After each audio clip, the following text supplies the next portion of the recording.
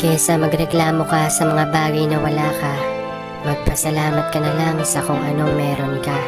Huwag ka tumingin sa kung ano yung meron yung mga taong nakakasalamuha mo. Oo, madalas mapapatanong ka sa sarili mo, bakit ako walang ganun? Bakit ginagawa ko naman ang lahat pero hindi ko nakukuha yung mga bagay na gusto ko? Lagi naman akong nagdarasal pero hindi naman pinagkakaloob sa akin. Alam mo kung anong sagot yan? Hindi man binibigay ng Panginoon sa atin yung mga hinihiling natin, pero meron siyang binibigay na hindi natin hinihiling. Yung magugulat ka na lang, ba't nangyari yun? Ba't bigla kang sinuwerte sa ganong bagay?